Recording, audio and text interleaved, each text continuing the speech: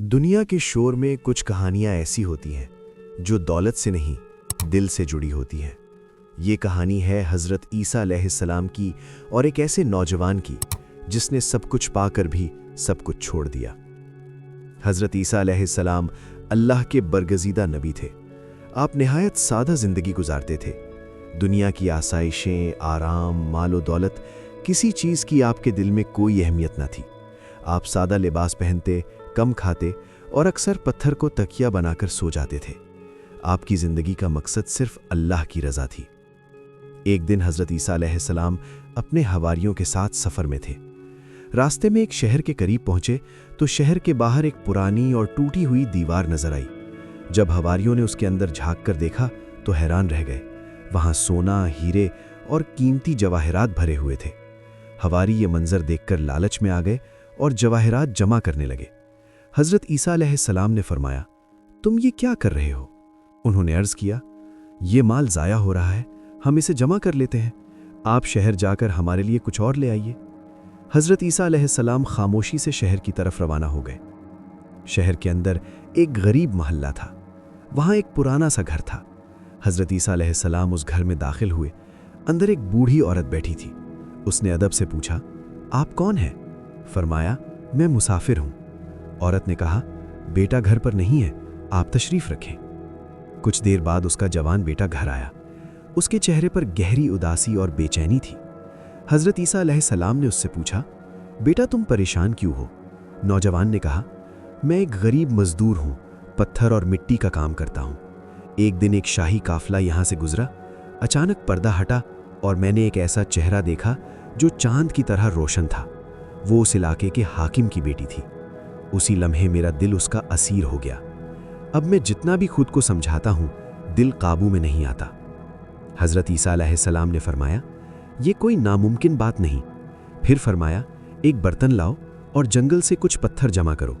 जब पत्थर जमा किए गए तो हज़रत ईसा अलैहिस्सलाम ने अल्लाह के हुक्म से उन पर दुआ की और वो पत्थर कीमती हीरे और जवाहरात बन गए। फिर फरमाया, अब ये ले जाओ, पहले हाकिम को पेश करो और फिर अपनी बात रखना।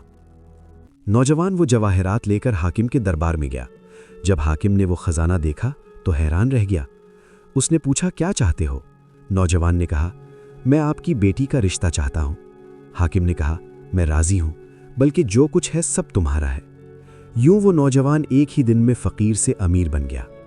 कुछ वक्त बाद हज़रत ईसा अलैहिस्सलाम वहाँ से रुखसत होने लगे। नौजवान ने कहा, आप जा रहे हैं? आपने तो मुझे सब कुछ दिला दिया। हज़रत ईसा अलैहिस्सलाम ने फरमाया, मैं किसी और की तलाश में हूँ। नौजवान ने पूछा, किसकी? फरमाया, उस ज़ात की जिसने ये सब पैदा किया है। नौजवान ने कहा, मैं भी आपके साथ चलूँगा। हज़रत ईसा अलैहिस्सलाम ने फरमाया, अगर मेरे साथ आना है तो सब कुछ छोड़ना होगा। नौजवान ने लम्हा भर सोचा, फिर बोला, मैं सब कुछ छोड़ने को तैयार हूँ। यूं वो सब कुछ छोड़कर हज़रत ईसा अलैहिस्सलाम के साथ चल पड़ा।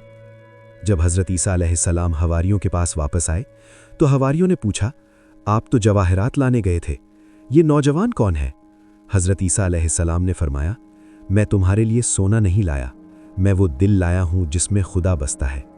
और यही वो सबक है जो आयतुल्लाह काजी रहमतुल्लाह अलैह फरमाया करते थे, ये दिल अल्लाह का घर है, इसे गैर के हवाले मत करो। ये वाक़या हमें सिखाता है कि असल दौलत मालो दौलत नहीं, बल्कि दिल की पाकीज़गी और अल्लाह से ताल्लुक़ है। हज़रत ईसा अलैहिस्सलाम ने एक ऐसे नौजवान को देखा जो दुनिया की मोहब्बत में गिरफ्तार था, मगर उसके दिल में सच्चाई मौजूद थी।